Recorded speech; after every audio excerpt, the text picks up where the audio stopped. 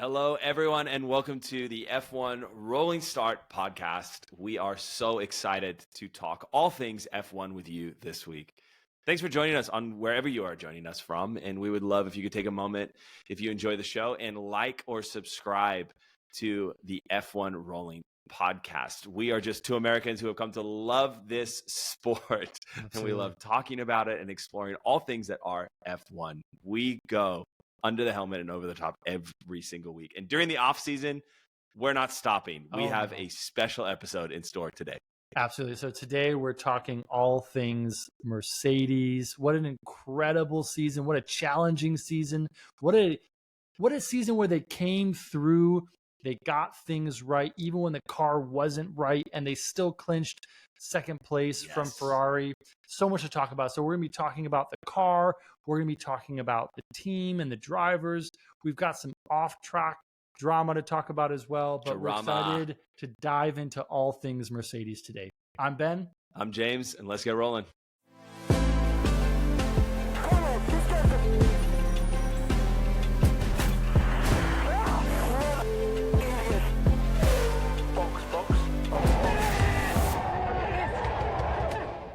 Hey folks, we are excited to dive into Mercedes this week. Now, again, we are in the off season. There are no more races. We are here to stay. We're here to stay, though. We're not taking a vacation. We're not going anywhere. We're here to stay because there's so much to talk about. So this week kicks off our new rhythm for the next 10 weeks, where every single week we're going to be diving into a different team, talking about their year, talking about their car, talking about the teammate dynamics.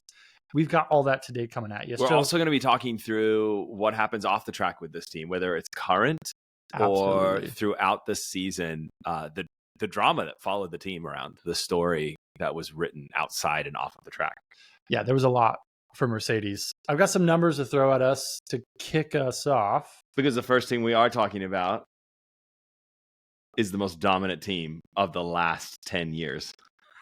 I like how you say the last 10 years. You have to go back a couple of years. A couple. For it to actually apply. The team that has won 80% of the championships for the last 10 years. And has been winless this season. Winless except for one last season. This is going to be a hard episode for me because this is going to be a hard episode. This is really hard because it's difficult. You're not humble at all. Well, here's the thing. So I'm a true believer, and I just see it as it is. So Red Bull, I was there when they were getting crushed every year. So it just makes sense that it came around, and Mercedes is now being crushed. Crushed is the word. Mercedes 2023 season definitely did not go as they wanted it. It did not. Now here's the crazy thing. And I didn't realize this because I was just swept up in the Red Bull mania this year. So a quick couple numbers for you as we get started here. So this is the first win-less season since 2011 for 22 Mercedes. Years. Think about that for a second. 22 years. That is a long time. Now, this is the least amount of podiums they've had since 2012. For Hamilton, this is his second winless season of his career. Last year was his first winless season. 2022, now 2023. It's been 2 seasons where he hasn't actually won a single race. That's historic in and of itself. Now, here's the crazy thing, though. Even though this year and last year have not went as Mercedes planned, they were still second. Yeah. With less podiums than their rivals Ferrari and McLaren, and Hamilton was third, even with the worst Mercedes in over a decade. So this is something that's really fascinating, is they have had such a difficult year, and yet they're still the best of the rest. Yeah. It's definitely an interesting season to look back on, especially when you go into the data for each one of the races and you look at it along with all of the other teams. The teams like Ferrari and like Aston Martin and even McLaren towards the end of the season, there were spikes and ebbs and flows, and Mercedes wasn't that. They were consistently not as good as Red Bull and almost consistently better than everybody else, especially in the first pat of the season. Yeah. My East Coast came out of me for a second. The first part of the season, they really were super consistent above other people. Yeah, they were. I mean, and this is the crazy thing, though. We say this all in context, right? Consistent for Mercedes means something different this year than it has in years past, 100%. right? So when Hamilton is scoring fifth, second, sixth, fourth, you're talking about the greatest driver in F1 history who is settling for essentially fifths and sixths and fourths. And so, yes, they're doing better than the rest. And yes, he gets third place with less podiums than the other drivers. But it's still a kind of a bitter pill to swallow for 100%. Mercedes that they had to kind of settle for that level of consistency. No one at the team was happy with how they were doing this year. No, not at all. No driver. The Toto wasn't. No engineer. No one in the factory. No one was happy with how they did. No, and it's difficult for a team as dominant as Mercedes over the last decade, and I'll say over the last decade, to be happy for where they're at. I want to dive into the car for a second, and I have a question to kind of kick us off. And as the Mercedes fan, I'll let you answer this. At what point did you, as a fan, or Mercedes as a team, know they were absolutely screwed this year with their car? When do you feel like that realization kind of hit? Well, I think when it hit the public and when it hit the team was two totally different things, because about halfway through the season, there was an article that came out and Hamilton said, I have the quote here, "I remember it feeling exactly the same." He's talking in reference to the car the year before, which was the worst car that they've ever come out with over the course of, it was absolutely terrible. "I remember it feeling the same," said Hamilton, comparing both cars. And that definitely was not a great feeling. Yeah, I had really high hopes. Had being the keyword in past tense. They started. This question was asked to Toto and Fred Vasseur around when they knew the season wasn't going to go the way they expected. Yeah, and both of them said Bahrain, which is preseason testing. Yeah, and so for them to know when it went bad was before the season even started. They came onto the track and they went, "The car's not what we thought." Yeah, that's what I have. In the articles I was reading as well, some of them were saying that Hamilton had requested changes in the off season in the winter from the previous year. Those weren't implemented. Yeah, and Hamilton knew in February during preseason testing the car was trash. Toto knew as well, and one of the articles quotes him as saying, "We gave it our best go over the winter. Now we need to regroup." And this was in the beginning. Yes. This was in preseason testing, which is just insane. You've just had over 100 days to regroup, and now we're regrouping again. Well, 100 days, and then actively they were saying the previous year that they were working on the next season's car because the W12 was so bad. Yeah. That they were like, we've got to make sure that the W13 was good. They knew at the beginning of the season. The hard thing for Mercedes was that they admittedly did not know what the problem was for the longest time. And so they didn't know how to, you can't fix something you don't know how it's broken.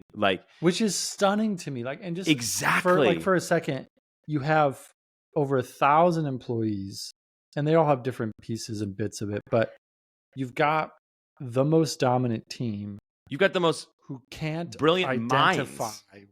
What the problem is on this car, why it's so unreliable, why it's just trash. The thing that we have to remember about Formula One is that we have, in the cars that us lowly paupers drive. Oh, yes. We have the technology that we have, the efficiencies, the speed, all of those kind of things when it comes to sequential gearboxes, all of the niceties that we love in cars today originated somewhere. Formula One. Mm-hmm. All is a very wide sweeping statement, but That's the fine. majority of the big leaps come from Formula One, and then they find their way into road cars over the years, which is why this sport is so incredible. And manufacturers love to be in it. And so when you have people at the forefront of not just racing, but the automotive industry in general. Yeah, really. This is the pinnacle of the automotive industry. Years ahead. Light years ahead of everybody else. And they're scratching their head. Guys, yeah, it's not what we thought it would be, and we don't know how to fix it. It took them months to figure it out. It's literally mind-boggling, as Ron Burgundy would say. This is the tough thing too about F1 and why it's so much different than other sports. For example, let's just pick on football. Mm-hmm. Let's say a football team's struggling. It's pretty obvious like what it is. Right. Maybe it's a culture thing. Maybe it's a coach thing. Yeah. Maybe it's just their quarterback sucks. Totally. Like it's pretty easy to pinpoint like, hey, this is what's going on. This is what needs to shift. Now, again, there are moments where like it just goes right. And there's all these different components that fall into place and a team gets it right and they win. And you can go back and point to different pieces. Yeah. But when a team is losing, you're able to at least point at a couple things. It's crazy in F1 where it's just kind of a mystery. And a team can be like, yeah, we're going into the season. It's preseason testing. Yeah. We know our car's not competitive. We need to figure out why. We don't really know. We don't have the answer. And so and Mercedes thought at the end of 2022, they thought they knew the answer. Well, they had Brazil, which was like killer, a red herring, and it convinced them that they were still on the right track and potential. If they would have lost Brazil, I wonder if they would have I'm not sure switched earlier. Brazil's pretty far back in the season, but the reality is that they had identified some things, like they feel like they had put the cockpit too far forward, so that was throwing off the balance of the car. Obviously they were trying the zero pods, the original zero pods. That car looked so weird with no pods. Gross. I was like, "What is this thing?" It looked like a deviated septum. Like it was a like collapsed formless nose. and void. I'm like, "What is this car?" It was so strange, and so they tried to fix those things, and they come into the season, and none of it worked. Yeah. The reality is they did have some reliability issues. Georgia's engine caught on fire in Melbourne. In Sao Paulo, they had some reliability issues. But the main thing, I don't think it comes down to the power unit. It comes down to their aerodynamic setup. The car's actual structure itself, to the bones, to the frame. They've swapped the floor. They've gone with different side pods. Yeah. It's further than just what's on the outside. It's more than just a wing or a front wing or a rear wing. It is a straight up ground rebuild. Yes. There was an article in The Athletic that said something that was really sobering but spot on the money in talking about the car. And I'll just quote it here. It says, quote, "This year made clear to Mercedes that if it wants to overhaul Red Bull, it needs a revolution, not an evolution of its car design." And that's something that I think Mercedes realized pre-season was we have went the wrong way. We've climbed the wrong mountain. We realize we're 1,000 feet shorter than this mountain over here where Red Bull's already at. We've got to come all the way back down the mountain, scrap this car and revolutionize in 100 days. In 100 days. Well, they started before the 100 days, but yes, true. Toto said if we're being honest with ourselves, the car's never going to be good enough to win or fight for championships. We've taken the decision, or we've made the decision that we're going back to the drawing board and we're coming up with something new for next year. But Mount Everest is in front of us. Yeah. The odds are stacked against them. Coming into don't you kind of love that though? Don't you love? I do love it. I do love it. True underdog. I do love it. Being just this. I'm coming into next year. Yes. 8 years. I love it. It's keeping me on the edge of my seat until you're like a true underdog fan now. Good for you. I feel for the main thing was the car. I look at their season and I say, man, I think the team did really well. Yeah. I think their pit stops, were they perfect? No, but no one were. They did pretty good. They weren't like, other teams. And Hamilton was consistent. Russ really came into his own this season. I think they did the most with that car. I think Russ's mistakes on track were because he was trying to push a car that wasn't competitive. 100%. And that's his job. He should do that. And I think that the reality is that had those drivers had a car that actually worked, even if it wasn't like if they had, the kind of upgrades that McLaren did this year, it would have been Aston Martin. It would have been awesome. It would have been awesome. It would have been a great season. But the car, I think it confirmed to them. They took a risk and they said, let's try to develop this. They did not come out on top. They did not. They really didn't. They came out on second and 17 seconds behind it in the last race of the season. And so after Red Bull had decided to peace out on upgrading months before. In August, exactly. Yeah. And so I think it comes down to, I don't think it was the drivers. I don't think it was the team. I think it was the car. Yeah. The car was the poor piece of Mercedes. Yeah. And this is the really fascinating thing because they brought back James Allison. He returned to the technical director and he had helped design their winning cars in the past. And this was really interesting because going into Monaco, that was when they brought their first big upgrade package. Now, Monaco's the worst place to bring it. You can't actually show what the car is Tell me you're capable of. desperate in F1 without telling me you're desperate is you bring an upgrade package to Monaco. It's like, wait, what are you doing? The one track that's literally so unique and absolutely unlike anything else in the entire season. There's no room to pass anyone. You can't sneeze without hitting a wall in Monaco. But here's the crazy thing, though. In Monaco, they score 4th and 5th, Hamilton 4th, Russell 5th. Now, Spain, this was really interesting. That was really where their kind of package was able to be displayed. They had a double podium, their only double podium. 2nd for Hamilton, 3rd for Russell.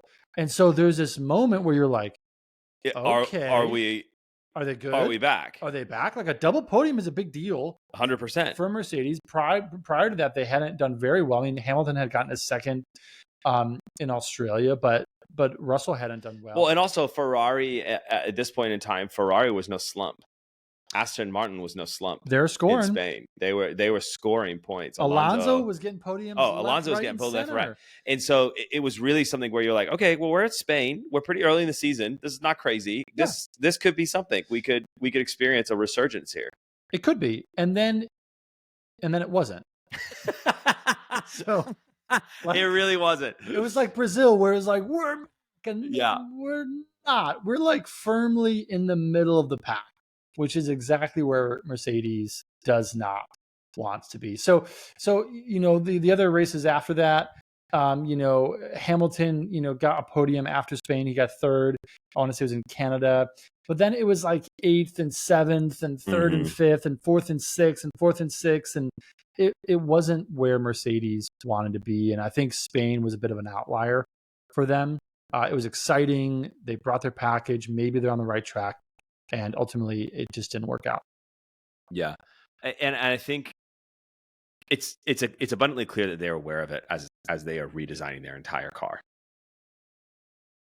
The thing that is really interesting is what happens if, for a 3rd season,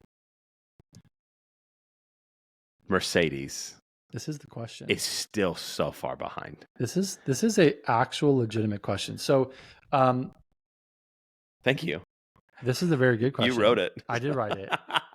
I did write it because the Clevelander in me has seen lots of heads of teams come and go.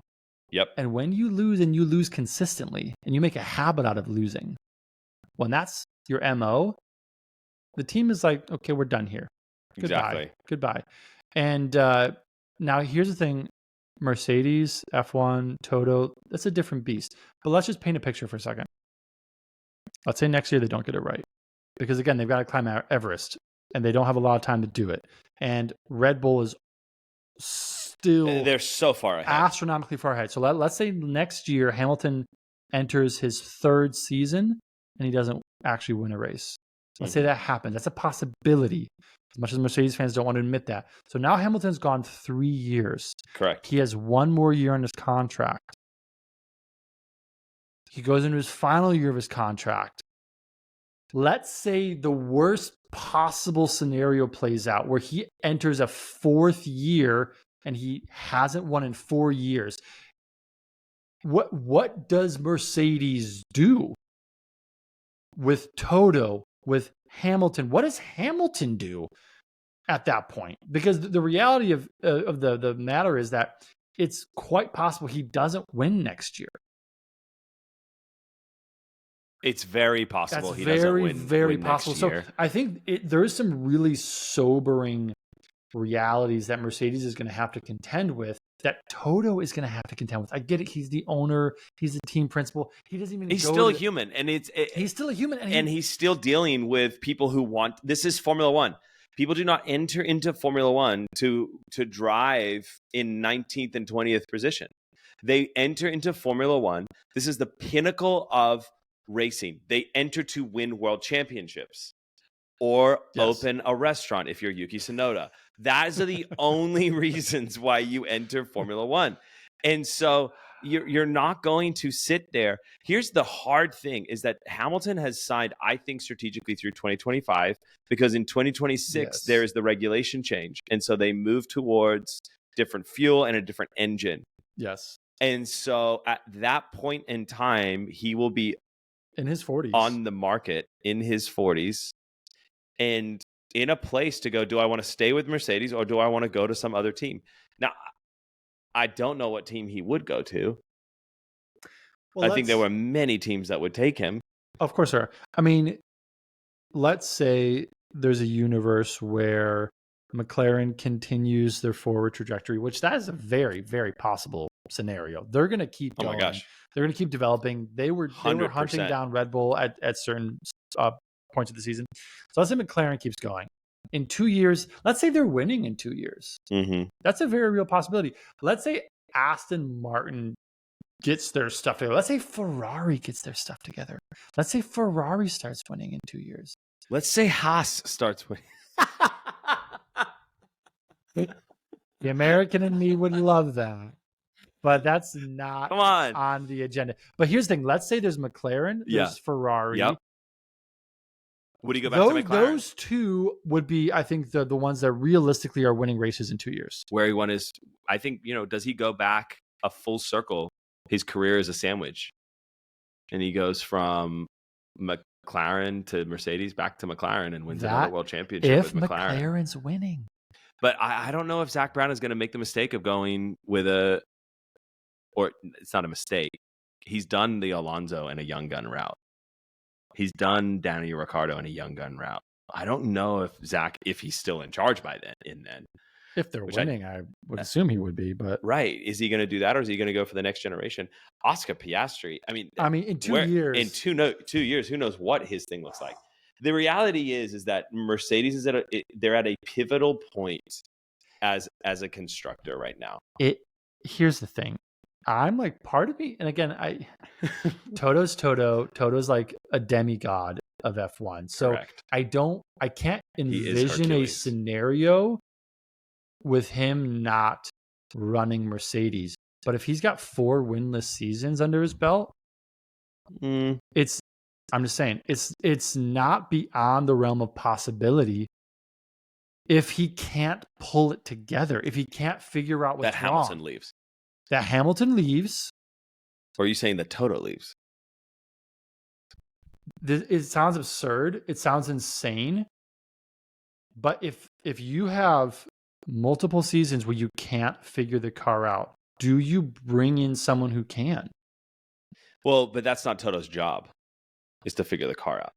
Toto, it's his job to lead the team. 100%. But he's also led the team. He knows how to lead a team to world championships. He knows how to lead a team to consecutive world championships. Well, of course he does. He also has proven how to come out of 8 consecutive championships into a third, then into a next season of a second place. And so around the grid, other than Christian Horner, could possibly do a better job than no one Toto? Could. No one could. Here's the thing. Toto is a god. Toto has got so much money in the bank from the last decade that he can spend. I'm just saying, beyond the money thing, I think it's a skill. Like, who could possibly fill Toto's boots, dude? I think a lot can change in 2 years. But what I'm saying is Mercedes has clearly gotten it wrong. They got it wrong last year. This year was deja vu. If I'm a betting man, and I'm not a betting man, if I'm a betting man, do I believe they can pull it out and miraculously start winning races next year? No, I don't. Okay, but hold on. I have to stop you here because yes, last year was terrible, This year was also terrible. but they took a car that was a dog's breakfast It was trash. and they did improve it to the point where it took on Ferrari and beat the entire team and the cars for second place in the constructors. They were flat. What happens if they do construct a car, even next year, if it has better bones, like even if they're not contending for first place next year, but they make a leap and they solidify their place in second, we're going into 2025 with now a car that actually has good bones under these regulations. And we can't kid ourselves. It's Mercedes. They've got to come out with a car next season that actually works after 2 years Said all of the Mercedes failing. fans this year. No, but we didn't change the bones. That's what I'm saying. We're changing the bones. I want to It believe is a ground up rebuild. I want to believe it. This year's car is lipstick on a pig. Yeah. Next year's car is a whole new is a thing. purebred. I get it. It's a whole new thing. They are starting from scratch. But I'm saying the competition's farther ahead. 100%. And I'm saying I don't think they're going to win next year. I don't think they're going to win next year. I didn't say that, but I do think that if they come in with a car that's good and is actually developable, is that a word? Don't know. Yeah, sure. Then they take their version of an RB19 and they go Mercedes on it during the 100 days next winter. And we could actually have something in 2025 that is fighting. Because they used all. Then they go back to the drawing board for 2026. Yes, which is fine. Everyone's going to do that. But the drawing board for 2026 is engine. It's not necessarily aero. So they've got to get this aero thing locked down. They do. I mean, it's fun to speculate because it's unknown territory for Mercedes. Mm-hmm. They haven't experienced this past decade. No, of being lost in the woods. They haven't. Yeah. Right. So it's even though they are performing better than everyone else, because they had already set such a high standard, it feels so much more serious than everyone else because they were so dominant. So second place feels like almost feels like last place for Mercedes, right? And so I think that there's a lot that is possible. I'm so interested to see what they come into next season with. And I want to believe it's going to be competitive. You and me both, buddy. I know. You and me both really want it to be competitive. I think the 2023 season for Mercedes, the car was garbage. To me, I then go, okay, well, the team seemed to do a pretty good job. But what about their drivers? Yeah. So second year on the team for Russ. Yep. Hamilton is Hamilton. 103 podiums. He's searching to continue further himself out to be the number one best driver in F1 history. He can still do it. He still is. Of course he can still do it. But cement with an 8th. Yeah, I mean, if Max is taking 20 something podiums, 20 P1s a year for the next few years, he's going to catch up to Hamilton pretty quick. But at the same time, we have these two drivers that I think are probably one of the best paired drivers on the grid. Yeah. So how do we feel like they're going to? Yeah, I mean, I'm a fan of Mercedes drivers. I really am. I think that you have a great combination of the veteran with the rookie. You've got like that tempered resilience in Hamilton. Despite the races where his humanity was coming through and his frustration and his I don't know, there's no other word coming to my mind, but like a sadness. Like there were certain races where after the fact, you just Humanity. see like he's just sad for where they're at. He's frustrated and he can't express it on the way. So besides all that, like the guy has put in the miles. Yeah. And is a bona fide veteran. And compare him with someone who's hungry, who's a young gun, like Russell, and who's really proven that he can hang with Hamilton. Now, this was fascinating. This year, they were tied on qualifying. They were level on qualifying, going head-to-head as Team H, which was really interesting. But the difference between their experience came out in their race results. Correct. So Hamilton finishes 3rd, Russell finishes 8th. And so you see that seasoned experience show up on track. Yes. Because there were mistakes that Russell made where Hamilton wasn't going to make those mistakes. You think Singapore is the perfect example where it's Russell, it's Hamilton. They're both chasing down Lando and Sainz. Right. And Russell, again, it's a millisecond, it's a moment, it's an inch, it's a centimeter, but it's still a mistake.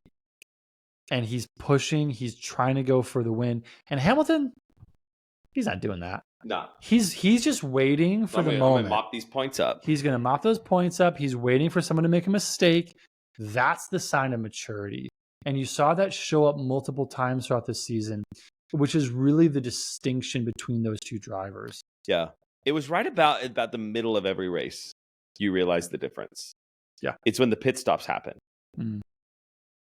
It's when Russ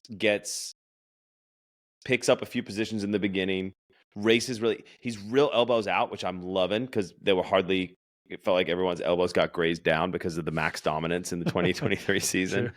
But he was real elbows out, and he was scrapping for these points where Hamilton was just consistent, right? So yeah, it's not on the radio, trying to figure out this track position, that track position, this.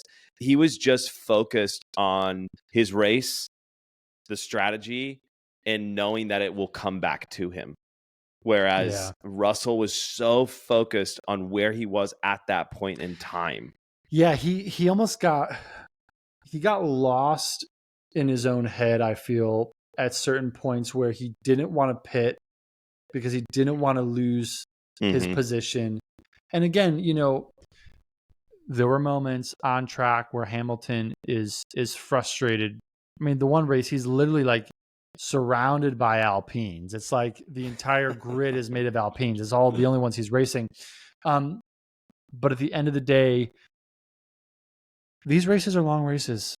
You can't win them in a couple laps. You can lose them in a lap. You can lose them in a turn. 100%. But you don't win them in a lap. You Exactly. don't win them in a turn. And so Hamilton, I think, understands that. And that was something that was really interesting to see. So I think as teammates, I was excited to see these guys this year. There were a couple moments throughout the season where they did get a little testy. Yes. So I want to talk about this. There's a couple I want to bring up here. So I was looking back at the season. There was a Spain qualifying where they both were touching through qualifying. In Japan, there was some defending that was a little robust. Very. To be generous with terminology. There was some near misses in Belgium, but then there was ultimately the crashing in Qatar. It was at turn 1 where Hamilton tries to go for the lead, ends up hitting Russell. They both spin out. Hamilton crashes out. He ends up like crossing the track when there's still cars going by and gets like a fine or whatever. But there were some moments where all wasn't sunshine and roses. No. And I think some of the frustration with the limitations of the car was starting to be seen in those kind of moments. Yeah, 100%. I think what will be interesting next year is Valtteri Bottas and George Russell are very different from a personality standpoint. I don't know a driver like Bottas. I don't know a human like Bottas, but in the sense he was very laid back, relaxed. He was definitely towards the end of it. He hated being called the number 2 driver, all that kind of stuff. But there was a reality of, I think he accepted the fact that they were going to prioritize Hamilton every time. As much as they said they didn't, let's be real. Of course they did. It's like everyone saying that they don't prioritize Max and Checo and him have get out. Checo's over here get out. Gaslighted Get the whole time. out. He's like, literally the definition of gaslighted. Oh my gosh. And so, but Russ wants a world championship. He's looking at his mates. He's looking at Verstappen, who's his friend. He's looking at Norris, who's his friend. And he's going, no, I need to win. I want to win. Yeah. Matter of fact, I bet he loves the fact that he is the only Mercedes driver in the last 2 years that scored a P1, a first place on a Formula One race weekend. That means something. It does mean something. And so when we go into next year, if the car is somewhat competitive, those guys are going to be going in. Those guys are, side by side, locking out the second row or third row or whatever. The first row, maybe. Who knows? And on a fluke, maybe. On a fluke. It was fluke. Matter of fact, my people are looking into it. I don't know what's happening. And so we'll see. I think they will go elbows out against each other because Hamilton doesn't back down. No, of course not. We saw Hamilton race when Hamilton and Max were going at it in 2021. That was awesome racing. Ferocious. We loved it. So he's not going to back down for his teammate either. No. He's going to go. He's there to win another championship as well. 7's not enough for him. He wants that 8th world championship. Which is such a phenomenal formula to have on a team where you have someone who has everything to prove in Russell, just hungry and desperate. And you've got a guy who still has something to prove even after he's staring down the clock. Championships. And you have one guy who's young, his career's in front of him. Yep. You have one who's looking back, but he still has more to. So correct. You put a competitive car in front of those guys. I mean, Hamilton's not going to go, oh, it's your time, my son. No. And because they've been in the wilderness and there hasn't been, realistically, I mean, yes, Hamilton finished ahead of Russell this season, but there hasn't necessarily been they're in the trenches together. They're in the trenches together. They're both losing together. They're comrades at the moment. They're both frustrated drivers that don't have a car underneath them that can provide the kind of race that they're looking for. Now, if you give both those kindred spirits suddenly the same equipment that can actually deliver something within a season, it's gonna get spicy real quick. Toto's going to have to make some decisions. The team's going to have to. The team will have to make decisions on team orders during race weekends. We're gonna start seeing some Sainz, Carlos, some Gasly, Ocon style frustration between teammates. Well, absolutely, because Red Bull's still going to be competitive, and guess what? If Mercedes has a competitive car next year, I hope they do. You can't have your two drivers racing each other every single week. Yeah, but I don't think Red Bull's a good comparison because I don't think Checo actually I don't think he stands up for himself enough. I think, he comes up, he gets the Ferrari that's situation. Not really fair. I don't think that's fair. And you're like, okay. Whereas other drivers like Hamilton and Russell just will ignore it and go for it. Carlos just ignores team orders and just goes for it. For like an extra 6 or 7 corners just to prove him wrong, to make him sweat, to make him double think the fact that you could possibly have the audacity to tell me to let my teammate by. That's the kind of racing I'm looking for. I want that. Yeah, I think when you're losing, there's a certain, brotherhood in that frustration, like you're saying. But when you're winning, you had a whole new set of problems. And I think that I'm not saying Mercedes is going to be winning next year, but if they can be competitive, they can have a good car, I do think it'll pose new challenges that the team is going to have to figure out for their drivers. I think we'll see Mercedes win a race next year. That's a bold statement, but I think we'll see them win a race next year. I don't think they'll win the championship. Exactly. They almost won Austin. Before they was qualified. Yes. I think that would have been the worst. Imagine if they had actually won and then gotten disqualified. Talk about the worst possible scenario. That whole weekend, I never thought I would be a sports fan that was emotionally affected by something. Mm. But man, that weekend really. Well, I mean, Moment of silence for Austin. I've been emotionally affected by sports my entire life because of. I thought you were going to say I've been emotionally dead my entire life. I'm very much affected. And this is not to, drone on and on, but being from Cleveland, I'll drone away. 2016 when the Cavs are in Game 7. So I was living in LA. We still live in LA. We're here in LA. I was in LA, and the Warriors are up 3-1 on the Cavs. Everyone is just talking trash to me. Everyone knows I'm from Cleveland. Everyone knows I'm a Cavs fan. Everyone's just looking at me like, bro, you're done. Second year in a row, you're going down. Then it's 3-2.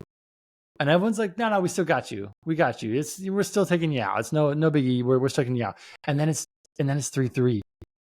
And then people are legitimately losing their minds.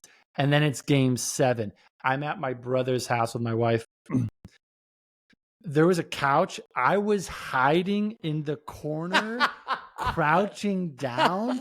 I couldn't even look because of the insanity of the back and forth. And then the stalemate. And then it's the shot. Then it's my gosh. It's just like everyone's freaking out. Talk about emotion. I know nothing but emotion. Yeah, it's true. In sports. I appreciate F1 because I feel like Red Bull has given me the ability to not really have to get my heart rate up too much. That's true. You know what? Because in Austin, when it did come down to Hamilton chasing him down for those last, 4 or 5 laps, you and I were both. I was getting nervous, running all over the room, trying to handle that. Yeah. Oh, I'm so excited to watch more races if it's close next year. This is going to be amazing. I can't believe Ben and I did not we did not know each other in 2021 as F1 fans. No. I can't imagine watching that season with you. It would have been so incredible. I lost my mind. But anyway, to wrap up Mercedes, it on the books, it was a good season for them. They finished P2 in the constructors after finishing P3 last year. In reality, the fact is Mercedes knows that they are still miles behind winning a championship. And they go into next year. If they can come back and in the next year or two clinch a world title, it will be, I think, one of the most incredible underdog stories. Not because they're a Haas team who has no resources winning. It's because they're a lost team who will have found their way again. Exactly. And so even though as a lost team who didn't understand what was going on, who had a car on the knife's edge, who 1 week is in second place, the next week is, not even finishing in Brazil, even though they had those amount of challenges, they still managed to pull out second. So It feels like a loss to them. Ultimately, though, it does show the resilience of the team. And you put a competitive car with those drivers next year, I think all bets are off. I agree. When it comes to what happened off track with Mercedes this year, honestly, it was a quiet season for them. There was no drama really surrounding the Mercedes team this year. There were a few moments they really over dramatized around the world how long Hamilton's contract took to renew.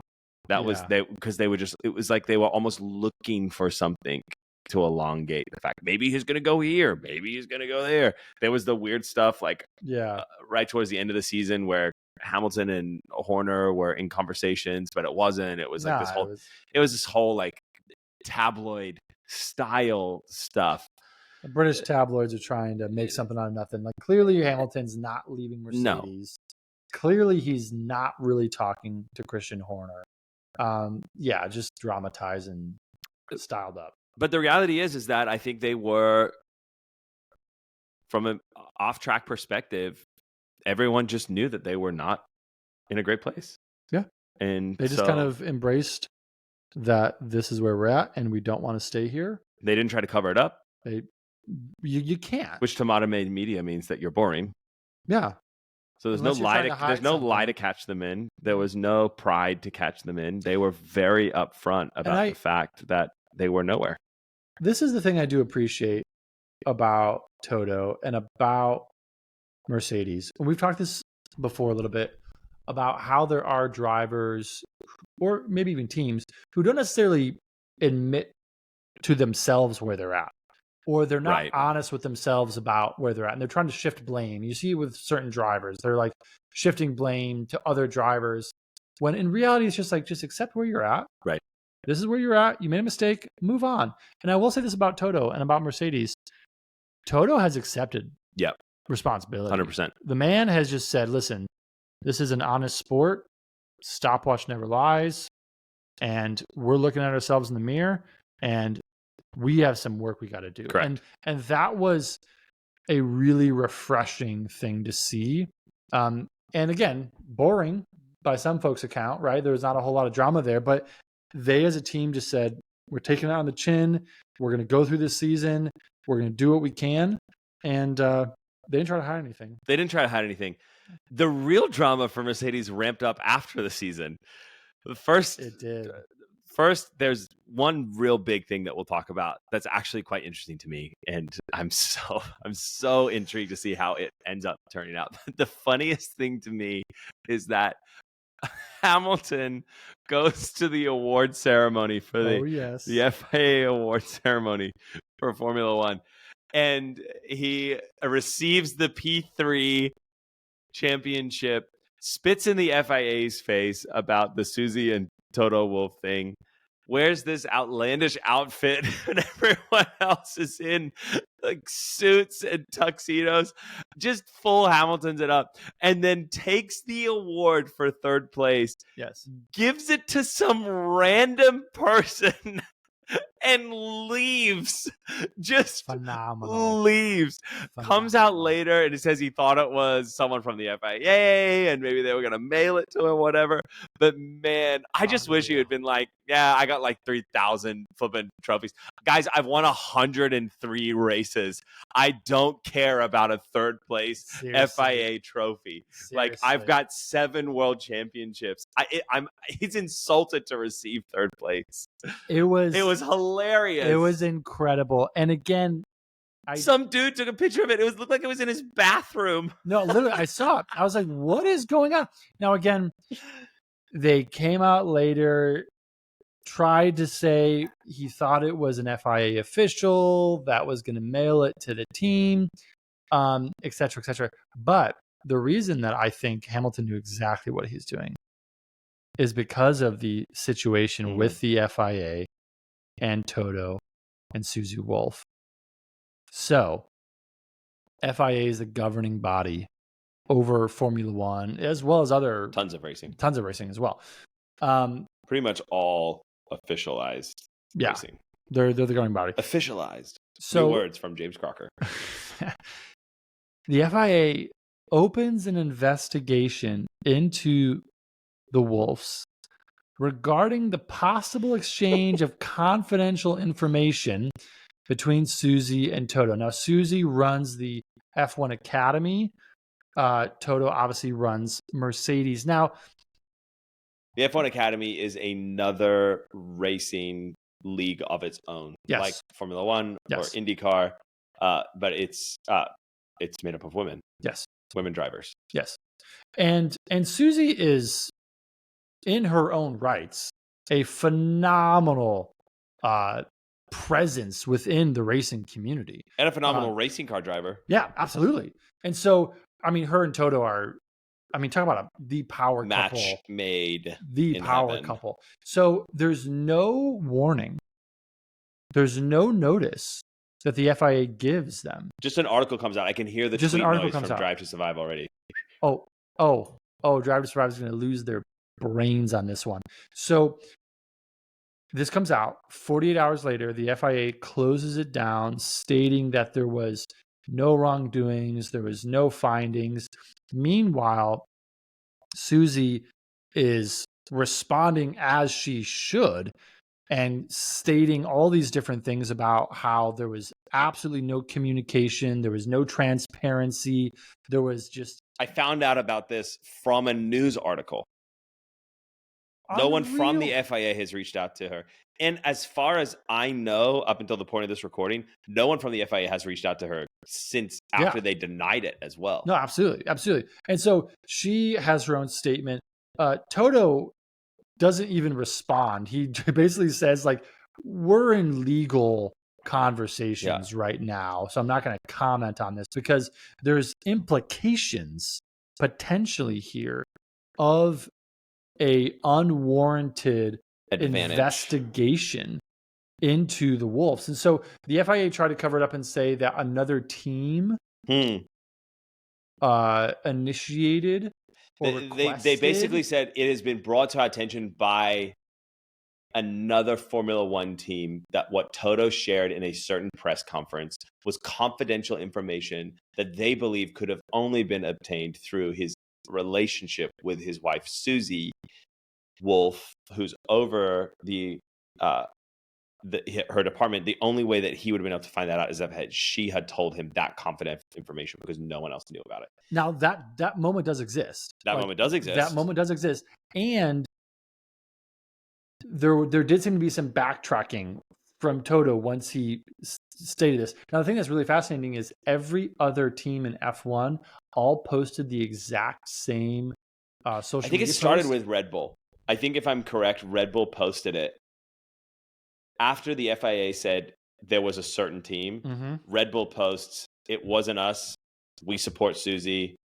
We're happy. We have 4 cars because they posted for AlphaTauri as well. In this, we're here for it. We did not lodge this. Next thing you know, Williams releases one. Next thing you know, Alfa Romeo releases one. Haas releases one.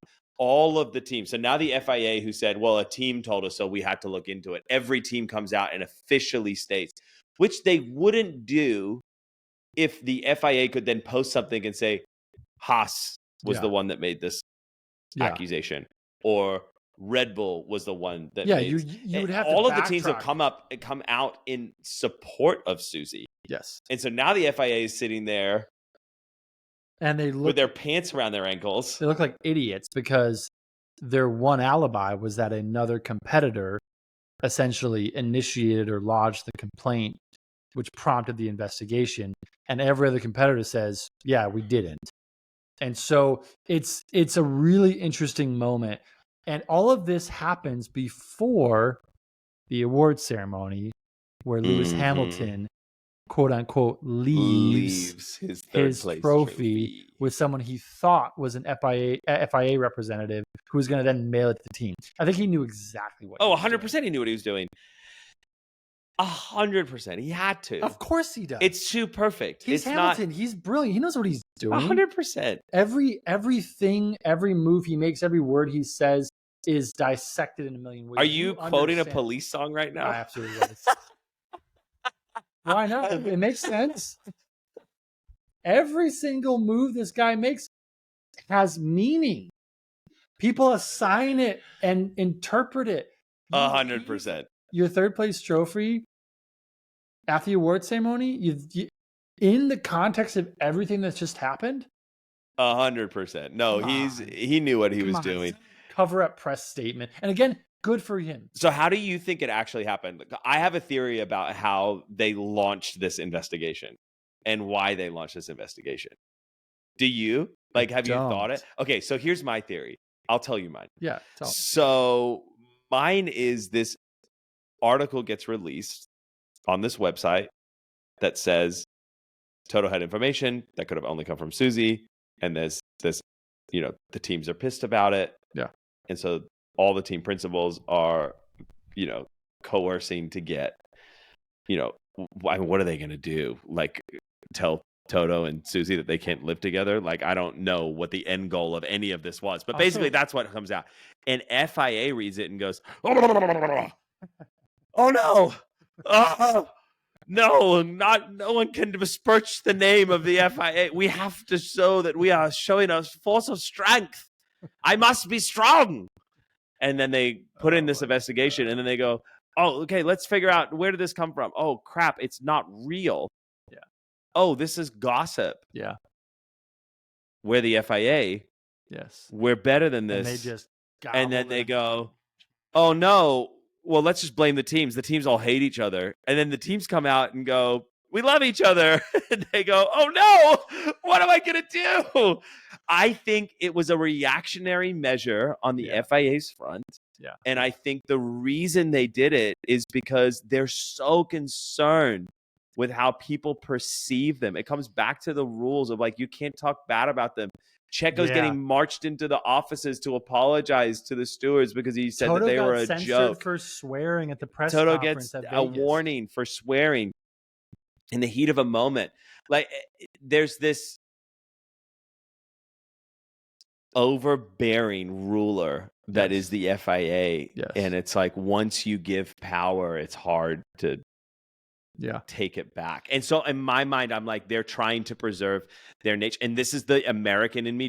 I feel like I see through the facade of the British perfection that they try to portray. And it's like, no, this is an elbows out, dirty dog race. Yes. And you guys just need to realize that you're never going to perfect this.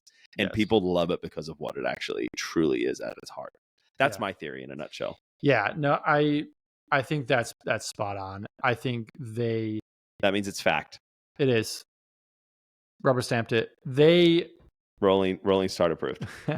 I think they jumped to a conclusion without doing the due diligence. Exactly. Realized what they had just gotten themselves into, like you were saying, tried to backtrack. Take the coward's way out. As opposed to just making an honest realization and just stating, hey, we made a mistake. Do you think that would ever come from the FIA? You think they would ever say that? Of course what they should have done is gone, hey, you know what, guys? A breach of confidential information is serious. We jumped on this before doing the due diligence. We apologize. We feel terrible for the defamation that we've caused towards Susie. We apologize to her formally. We 100% endorse her in her position, Toto in his position. Absolutely. We acknowledge that they are professionals in their own right, and what they do in their personal lives is up to them and their integrity. Yes.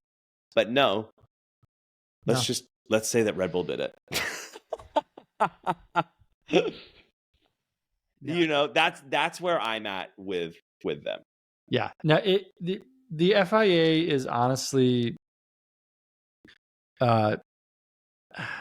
they're necessary, but at the same time, they're just overbearing in so many respects. And like, there was a game in the NFL just this past week where there was a phenomenal play.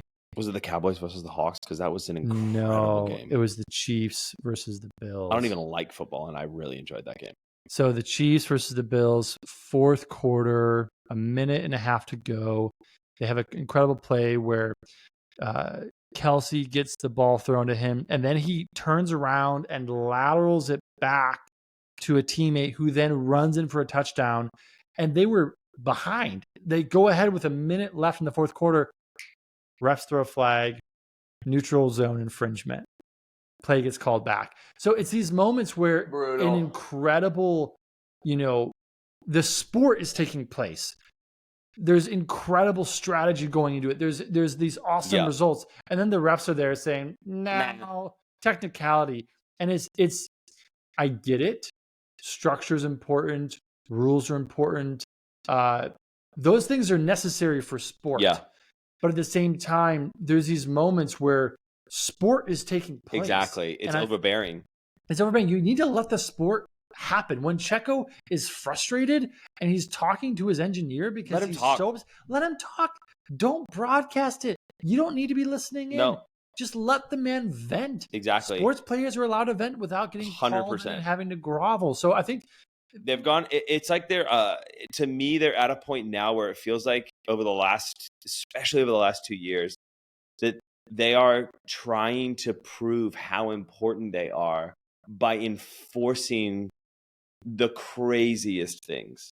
Like at the last race, we start getting all of these notifications from the FIA, and it's because people's protective eyewear weren't on properly. And I'm one like, of the Red Bull pit crews eyewear, and he wasn't even the one next to the car. I'm like, bro, I'm like, y'all need to chill out with the, like, it's giving overbearing teacher taking care of the kids at recess. Like, it's too much. For what they're doing. And I think this is another example of them jumping the gun, being reactionary, and trying to get,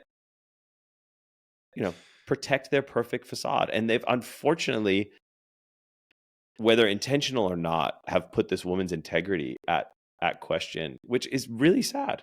Yeah. And Toto is one thing. The guy can handle anyone could go toe to toe with Toto and that will be destroyed.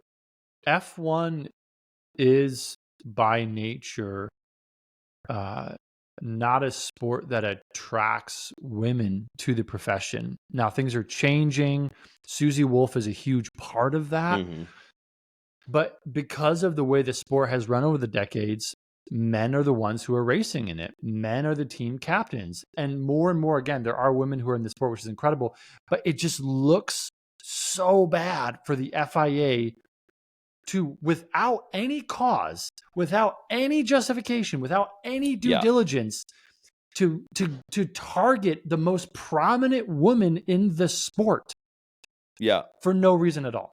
Exactly. It's just such a bad look. There's implications. There's folks who are in the sport who are saying that there's potential implications for the president of the FIA. I don't think the guy's going to resign. It's not going to go that far. I don't think so. But it's one of those things where it's a bad look. Yeah. At the end of the season, it's unnecessary. And again, it just is one more thing for them to try to deal with and overcome. And I think it is something cool that she's doing with the F1 Academy, because the reality is that Formula One will, and most likely always will be, and when it's not, I don't think I'll be a fan of it. It's a meritocracy. The best will get the job. The best will get the seat. What F1 Academy does is it actually gives an opportunity specifically to women to get open wheel racing experience. Yeah.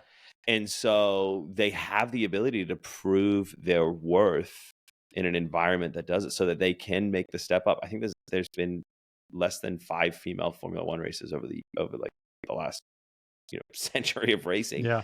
And so it's not like a giant pool. So it's a cool thing that she's doing. And Toto is awesome. Sorry. Susie is an incredible racer in her own right. Yeah. And has raced against some of the people that are on track right now and beaten them in certain categories, which is amazing. Yeah. And so, like, she's her own BA in her own right. And so to see this happen for no good reason is upsetting. Not to mention, she's like a great mom, and she's like, it's just she's an awesome person. Yeah. Leave Susie alone.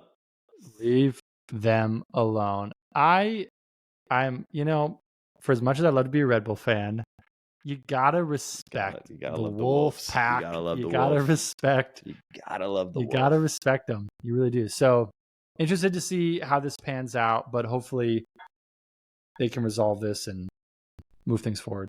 Yeah. A lot of stuff happened with Mercedes over the course of the 23 season. A lot to digest. A season to forget.